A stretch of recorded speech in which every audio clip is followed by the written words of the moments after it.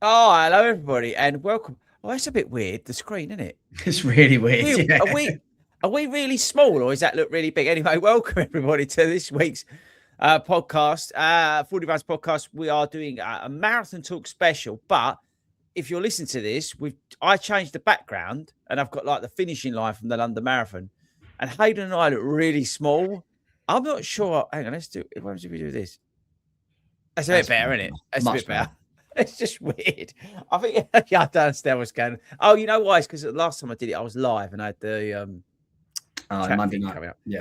Anyway, we wanted to talk about this week a record-breaking weekend that's just occurred in London, and I'm sitting here in my London Marathoners finish and stuff. By the way, here's a question for you, early doors. Would you run the I marathon know what you're going to ask already. Go on. finishers T-shirt that you got given at the expo?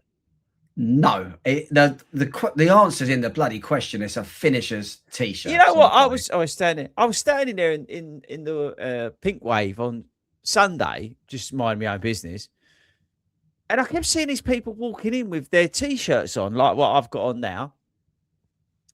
And they've had their names out. I'm thinking, hang on a minute, am I missing something here? Are they got like a special? And then I look closer, and it does say finisher on it. So they were wearing. I maybe I'm odd. I just couldn't get my head around that. I mean, that's confidence. Yeah, it's not so much the confidence. It depends how much you look at superstition, bad luck, or whatever. It's just, for me, it's just not right. We spoke about this years ago. I remember the first time I ever done Berlin, and going around and seeing people in the green finishers Adidas top. They were supporting on the sides. I was thinking, this is weird. I like to go back to the days where you finished a race and maybe get a t-shirt after the race. Yeah. Yeah, I kind of get it in terms of why they do it, but I just would. But it was amazing, like how many people were wearing them. They must. It's not just London as well. A week before Boston, exactly the same. People running a Boston Marathon with their Boston finishers top on. I mean that's just not right. That's just that Boston. No, but it's bizarre. Anyway, I wanted to talk about London Marathon weekend because it's been an incredible weekend for running. I think it's had some downside as well, and we'll do that in another episode. But I think what we saw this weekend, firstly from like a spectacle, was just phenomenal. I think in terms of Britain being at its best, I think 100%. And I think seeing records fall across the board is quite a satisfactory thing, being a Brit and being London being your home race. I mean, where do we start? I mean, I tell you what, let's start differently. As a spectator, because so you was at the cheer station. What was your biggest sort of? And we're going to come on to the records and all that sort of stuff in just a sec. But what was, as a spectator, what was your biggest sort of takeaway from what was an incredible weekend? If I'm honest, probably just the sheer volume of people. Not so much runners. I'm talking spectators. Yeah. I've been up to the cheer station, 3 out of the last 4 years. Actually, 4 out of 4, because even when I run it, we went back there. And we've always got on the train. Yeah, it's a bit busy, the underground, the tube. You know, it's like you work in London, it gets busy. This was on a different level altogether. We had to miss a couple of tubes first because they were too busy. Really? And the first tube we got on at Waterloo. It was going to go down to Canary Wharf. He got to Bermondsey and he made an announcement and said, we're not stopping here. It's too busy, too dangerous. We're going straight through. If you need to get off here, basically tough. And it was just like, we were so packed in. And then we're at Canary Wharf coming back home, the queue was snaking around just to get into the station. I've never seen anything like it. Spectator-wise, mate, from our perspective, it was just off the scale. Have you, out of the other majors, did it seem like the busiest major you've ever been to? From a spectating perspective, yeah, absolutely. You know what? Yeah. I mean, you just got back from Boston spectating, right? So that's why it's like, I suppose it's a difficult question because, again, let's take Boston because it was the week before. I was at the finish line. So when you're at the finish line, it's a bit different. And I'll tell you what, that's a great podcast for, we could do at a later date. A few tips on basically spectating at marathons, because all these world majors we talk about, there's a lot of, sometimes they're bloody hard to spectate at, and sometimes it'd be good to get a few tips. Boston's one you can get close to the finish line. London, you can't get nowhere near the finish line, really, can you? Yeah, well, even Berlin, to be honest with you, think round by Brandon Gate. True. I remember round there, I think Tracy was that bit, but like you couldn't get anywhere near unless you're my bro who's got a media pass and you sit there and read a book. You read a book while Kipchoge's going past the finish line because that's like what you do. Anyway, but yeah, it's interesting, isn't it? The difference. So it Packed. was a complete opposite of that, right? I got on at Cannon Street because I was going to Maze Hill. That's the emptiest I've ever been on a train. Oh wow. Yeah, but you was probably there about 4:30 in the morning, knowing you. Well, no, actually, I was. I was a bit early, but I weren't crazy early. But that's like usually it's like standing room only and all that sort of stuff. But it was got a seat. But again, I've never been from Cannon Street. I've always got on at London Bridge. So did you notice any difference between? I'm not sure actually. How, with regards to from the first person that started, let's talk about from. So the masses go straight behind the men's elites. Let's start from the men's elite, which I think was 9:30. Yeah. From then, and I think the last wave went out about 11:35. Is that normal? Then not just over 2 hours to get everyone off the line, or do they extend that? Maybe. I don't know. Seems about right. Seems about right. Seems about right. Yeah. Yeah, it seems about right. Yeah, if I remember. Yeah, it is. Yeah, it's about there. I've been off at about 11 before, and I've been off at like 10 before. Do you know what I mean? It's like it's spread out. And the thing is, it goes pretty quickly anyway when you're waiting about. Yeah. I think the first, big milestone to talk about is obviously because it's just probably one of the greatest sporting achievements like ever. And this sounds awful. I've got everything crossed, and he's done more than anybody to prove that he's clean. Because that's they've got a history, unfortunately, rightly or wrongly. But this guy apparently has done above and beyond to prove that he's clean. And I just hope that it stays because for the good of the sport. Yeah, because you know what I mean. I don't know if you saw his interview. He's like, I've done this, I've done that. He's fully aware of like. I think he done it before Berlin as well. So he done Berlin last year when he won it. Yeah. He done something like voluntary, something. Yeah. Obscene amount of tests beforehand just to prove that. Yeah. So he's doing this. Fingers crossed. It's because isn't it sad? Not sad, but people doubt him purely because, in a way, it's a compliment because it's such an incredible thing to have done and a feat that people just think, can you really do that as a human? Well, it's the fact that he stepped on the gas with like 5K to go. It's like what was it, a 13.5 minute or whatever 5K? This is something I want to talk to you about because if people listen to your Bible you done with the London Marathon back in March, tell everyone about it, and you picked up on something, and a few people have asked questions about how to pace a London Marathon, and you actually said, and I wasn't sure when I heard you say it, I thought maybe. You actually said the best way to run London is a negative split it because it rewards you towards the end. And I was listening to it was Paula Radcliffe actually, when she was talking about big fan of the channel. She is a big fan of the channel, and she was talking about like how amazing this was, and she was referring to the fact that he negative split London. So his first half he run in basically 1 hour dead, correct, and then the second half running 59 minutes. So he picked up, and she was saying, I think he'd done the same in Berlin, and they reckon now this will change the way that people look at not just maybe London, at all marathons all over the world, and that negative split theory will become really, really, really big, a really big thing.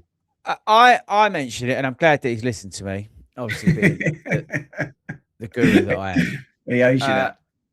But no, the course, as I said, sets up well. You clear the sort of windy of Canary Wharf where you're just cocking about. You can then sort of get on it because you go down, and then you're pretty much onto a flat, and you're rolling down the embankment, and you can really make up some time as long as there's not 52 people in front of you all running slower, which there wasn't for him. No. But the course does set up if you're in free air, and that's why you do see a lot of people run good times there, because if you manage to get into a correct pacing group, the correct sort of, if you're lucky that you hit that sweet spot, like, so we'll come on to it another time, but like when I got to 20 miles, which was where I was looking to push, I tried to push and I just ran it basically to a wall of people that were going a fraction slower than that pace that I wanted to go at. That's not an excuse, by the way. And then it was hot, blah, blah, blah. But if you're in, let's say, clear air and you have held back, the course is there for the taking. Because as well, you get the downhill, down embankment, down Tower Hill, down into, onto the embankment. Yeah. You've got a small uptick, through like Blackfriars, but that's it in general. And momentum will take you through that. And then you're running down the embankment. it's a real nice stretch to really open up the tank, really stretch them legs out and go for it.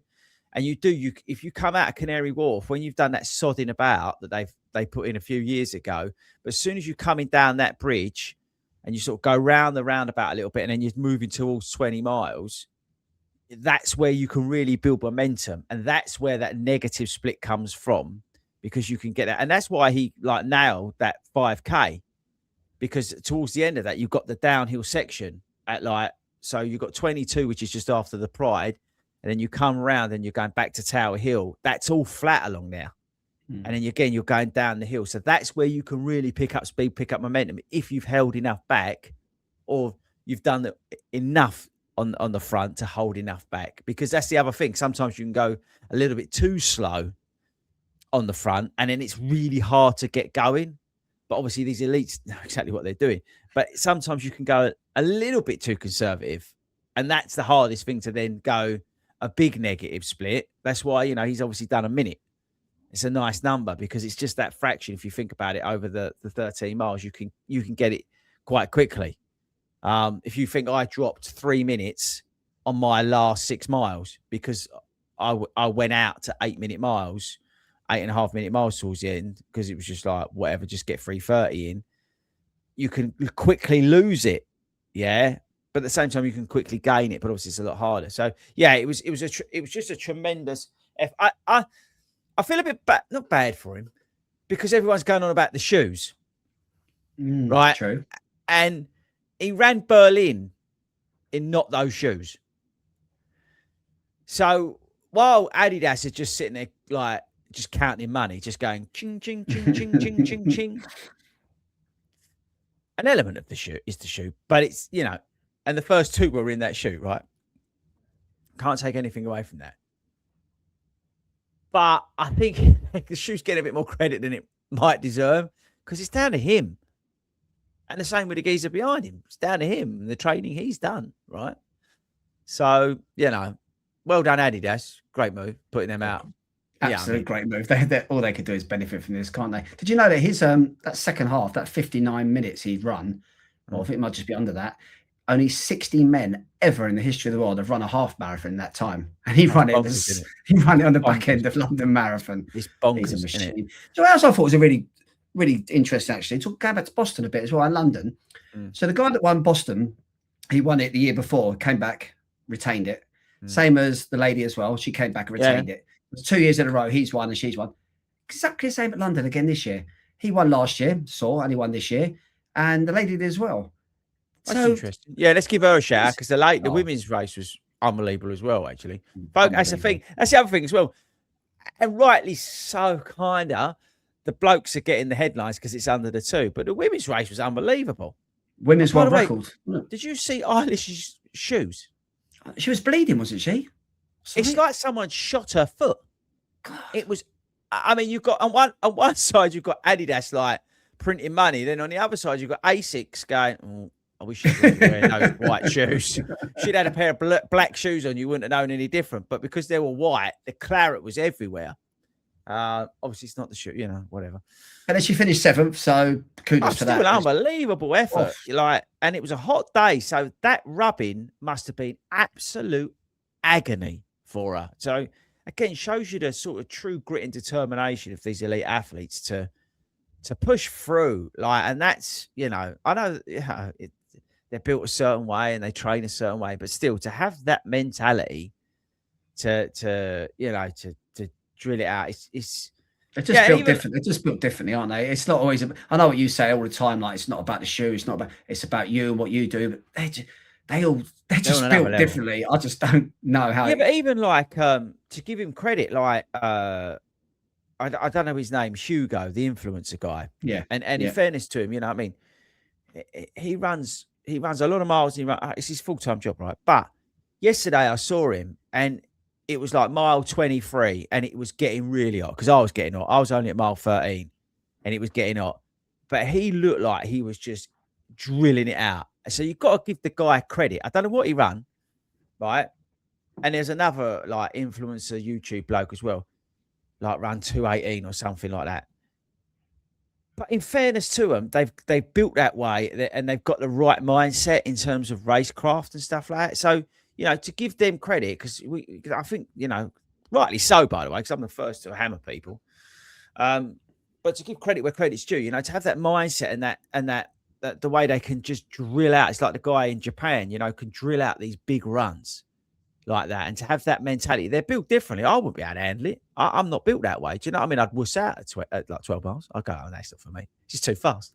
It's actually quite frightening when if you stand on the side and see them go past and you see the pace. It's absolutely frightening. At the start of the marathon, we actually, the very start, we watched a bit on TV before we left here, and on the sidelines, when the BBC are filming, you always get like a couple of kids trying to keep up with the elites, and they're giving it everything, absolutely hammering. You can see them sprinting. They're like just keeping up. And after a while, they stop and they're like out of breath after about 200 meters. I know, and these athletes got 26 miles still to go. You're like, it's just incredible. It is incredible. It is incredible. Actually, before we carry on, I just want to give a shout. If anybody's looking for something to do, like now marathon season's done, we've just refreshed all the training plans on the 40 Runs website. There's a free one on there. If anyone's looking to build a bit of speed over a couple of weeks, there's a free downloadable training plan on there if anyone wants to just have something to do. So head over to fordyruns.com. That's well worth doing. Or as I said to you, if you don't want to pay for Runner or Cooper for like 6 months or whatever, there's some like half marathon training plans on there. They're like a $5. So just go and get it, download it, and crack on. It gives you something to do. It's something to stop some of that motivation. And if you are serious about your running and you want some help with your coaching, just drop me an email, hello@fordyruns.com. We can help you some coaching. We had some amazing over the spring season, we had some great results. It was tough out there for a lot of runners yesterday that I was coaching as well. Again, but at the same time, you look at it, people are always progressing. Even if you've had a bad run, you've always learned something. Do you know what I mean? I think that's the thing. And also, again, it showed me yesterday again how much a marathon that you can never underestimate. That she will always come back. I've always said it, and bite you in the butt. Yesterday she went, yeah, all right, we're going to make this hot. See how you feel about that, and just kept turning up the heat through it. They're always trying to test you, and it doesn't matter which way they test you, but the marathon will always test you.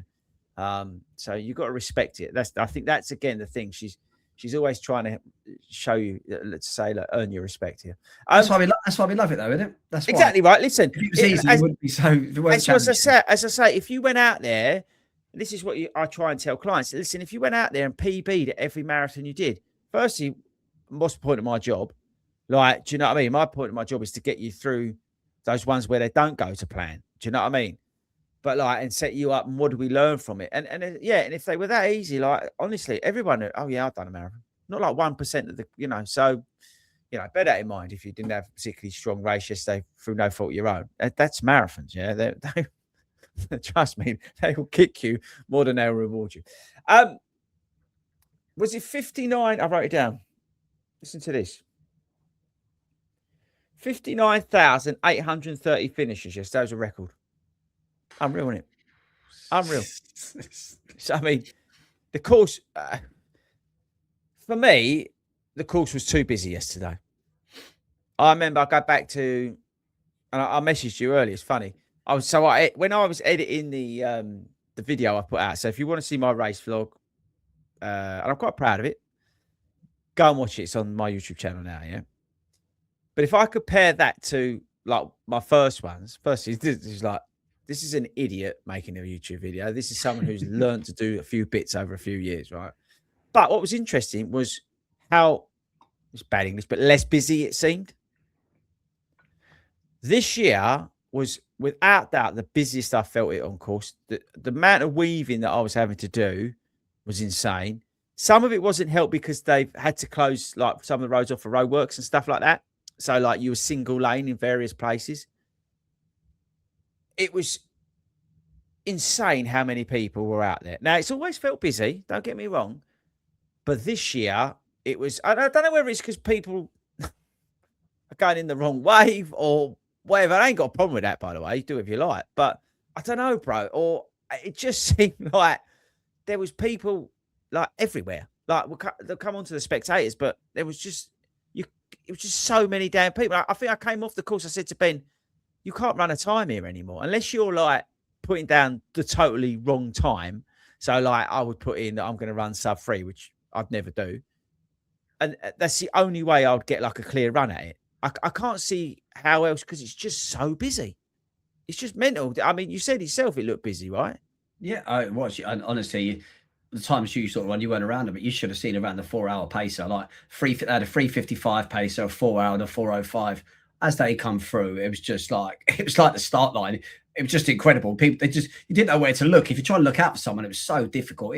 It was absolutely packed. I think this year they was talking about it's one of the lowest dropout rates they've had ever had. So I'm not sure how many places they actually put out there, or how many have taken up, but the people that actually finished it, the dropout was like really, really minimal this year. So, and they got people around. It was a record again. Record number of finishes. Yeah, record number of finishes, which is a good thing. You know, that's a good thing. Apparently, I was listening to old Hugh Brasher this morning, and he was saying that he mentioned the name. I'm not sure the bloke's name. He's like the head honcho at the Berlin Marathon.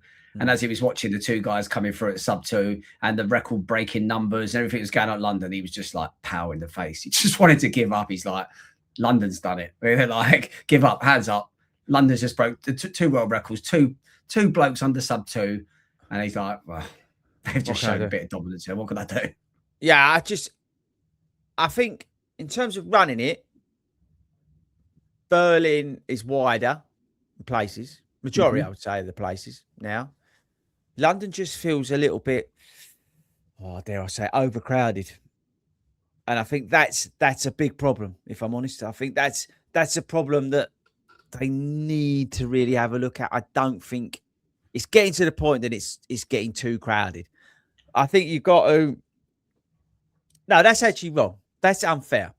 I think London is fine if you're going there with the idea that you're going to run the marathon, you're going to get round, you're going to have a great day, which you should be doing.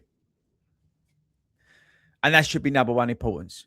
But I do appreciate now, with the sort of changes in running the landscape and all this sort of stuff, myself included, that sometimes you do want to try and see if you can have a go. And I just felt like London may not be the optimal place to do that now because of the popularity. Again, that's not a bad thing, right? So like, I was funny enough, I was talking to a guy today and it was like, you know what, if I ever did London again, I'd probably try and get like who's running it, some of my mates or whatever. And you know what, like we did last year when it was too hot and you couldn't run, we had a great time and just like enjoy it, you know, still a marathon, so respect it and get round and have a really good time. I think that's probably a better way to look at it. Unless, I just don't know, unless you start lying about your start wave and things like that. But I don't think that's the right way you should be doing it. Do you know what I mean? Just to get some... I'm not sure, if I'm honest, I'm not sure if the world majors are ever a race to race, if that makes sense. For the elites, yeah, absolutely. Yeah. But in general, for everything else, the whole lead up to a lot of them, you've got a lot of people that are traveling from abroad coming into London. And the same as when we go to Berlin, Chicago, wherever. It's a lot involved with the majors, and it's a big episode in your life. So emotion can get involved. You never know what's going to be right on the day. I'm not convinced that the majors are the places to run your times. I'd be interested to know how many people's marathon PBs are actually at a major, or if they're at sort of like an Edinburgh, a Newport, Manchester. Are people running these other? I mean, we know Manchester's super popular, but I don't know. Edinburgh's definitely sold out. That goes in a few weeks. Brighton was sold out, wasn't it, in the end? I think it's just, and this is another question I should like to ask you. This might be unpopular with everyone, but do you think that this stat about only 1% of the world population is run a marathon is still true? It's changed, isn't it? Everyone's running marathons, it seems, these days. If you go into your phone and do any sort of TikTok, social media, I mean, everybody's doing it. I mean, and again, that's a podcast for another day, I think. Yeah, do you know, it's actually, I was like to ask you actually with regards to times and that, and it goes back to what you just been talking about. TikTok and Instagram, they'll show it off, but so does Runner's World.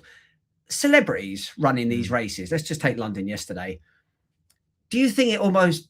I've got to the point now, but people that don't know about marathon running, and maybe they've seen me running, and they think, "Oh, I don't mind giving that a go," and they go and see Cynthia Erivo, you know, the woman from Wicked. They see her go and run a 3-hour 20 marathon. Do you think they think to themselves, 3 hours 20? And then when they say to me, what's your PB? And I'm sort of around that time, they're thinking, really? but you run a lot. You should be faster than this person. Or, you know what I mean? Like, Harry Styles is the easiest one to say. You've got people seeing Harry Styles running sub-3 marathons. And I think people think, oh, that's what you should be running. And when they ask you your time, you're like, oh, right, I thought you'd be faster than that.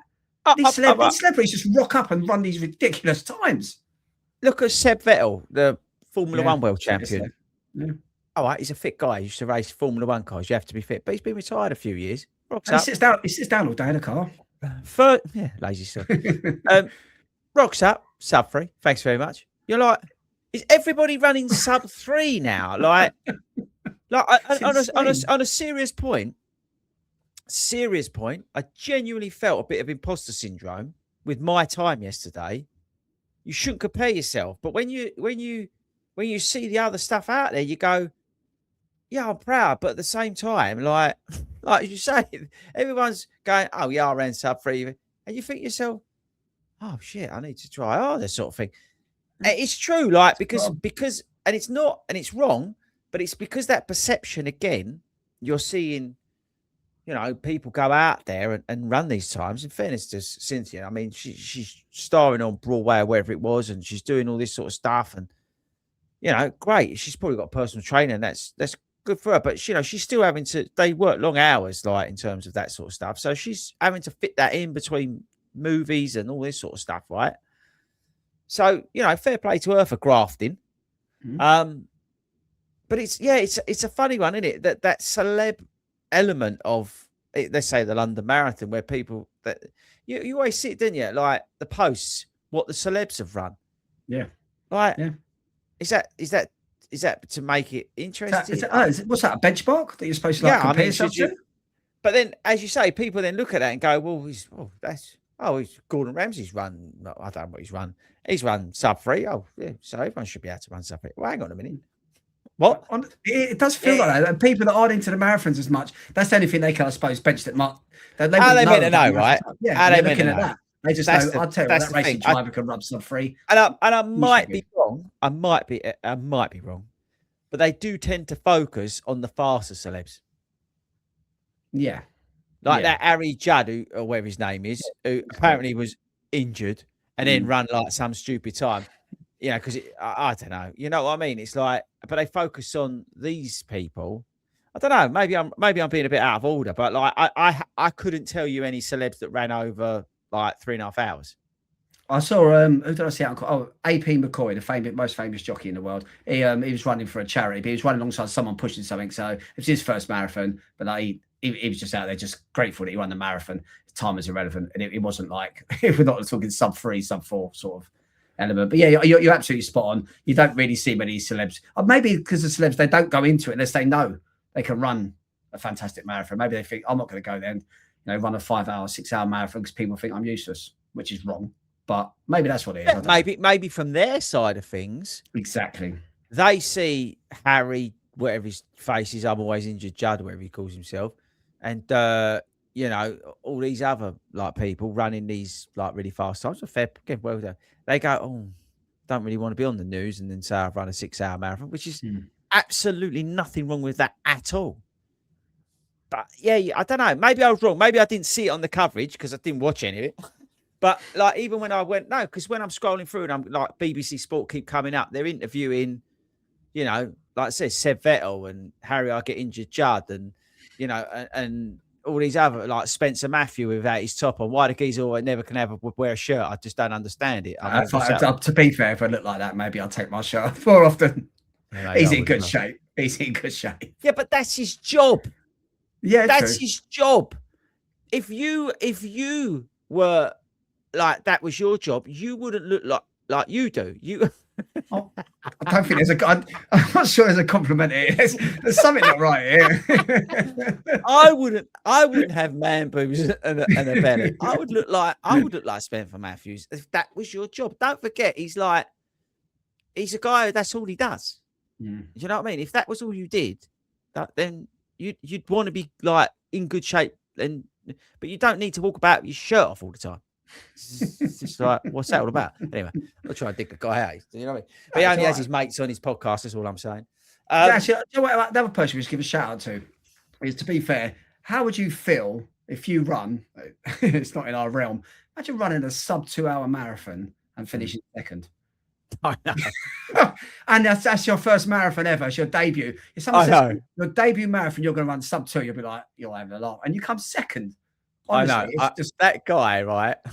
Out of everybody this weekend, he's the one you kind of feel sorry for, doesn't he? Yeah, 100%. He's got out there thinking, oh, this is a bit lively. Oh, might be on for a sub 2 here. And then his mate has done him, and not done him by like a fraction, done him big time. Even Kiplimo, who finished third, he broke the previous world record. He ran like 2 hours. That's what I'm saying, Chuck. 28 seconds or something. It's nuts. All three of them. Crazy. And they would have gone in this morning going, oh yeah, quite fancy this. And then the geezer's done 1:59:30 basically, and just gone, have some of that. And then in the interview, he's gone, yeah, I probably could run a 1:58. Yeah, he didn't look bad in the interview after. I tell you, he really didn't. It's comfortable. But again, I see it as you're seeing this Kenyan dominance. I had a quick look for early on this afternoon. I think out of the last 10 Londons, I think Kenyans. Oh, he's in. 9 of them. Buds is in. Buds is in. It ain't a pod without Buds in. You all right, mate? Yeah, I see. Yeah, what was you saying? The Kenyan dominance is just 9 out of the last 10 London marathons that they've won. Kenya's won it. It's just like the dominance. Obviously, it's been African dominance for a long time, but Kenya in particular now at the moment, it's just wow. It's incredible. I'm going to kill him. Look, see that? He comes in, yeah, bowls about, and then Buds, you try me out the ball. Go out there. Off you go. Adds no value, and then leaves right at the end of the pod. Yeah, I don't know, mate. I think it's just incredible. I think, you know, just to wrap it up, the amount of money raised for charity was a record. Number of spectators was a record. Number of finishers was a record.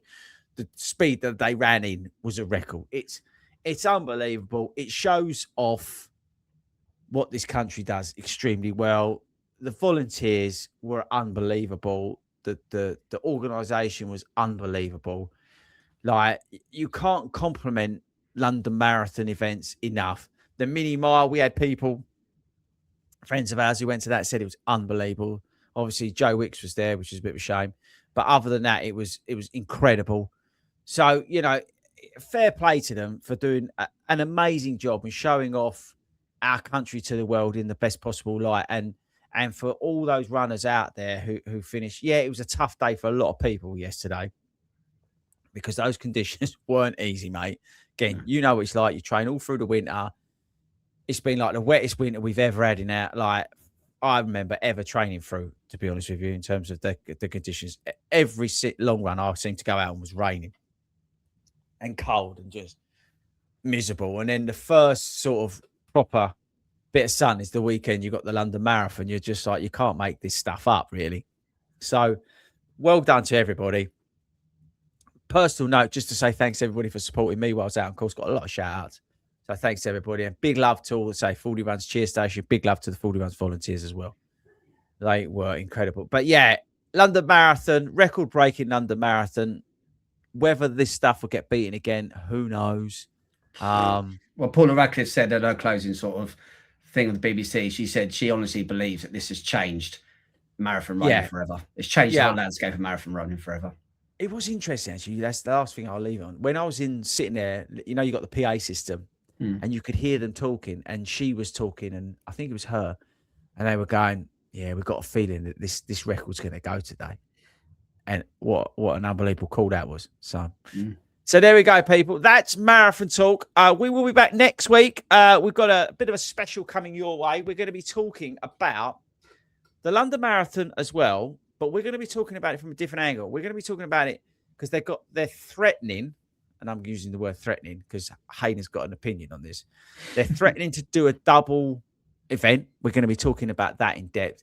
And we're going to be talking about, actually, is running almost becoming too popular now?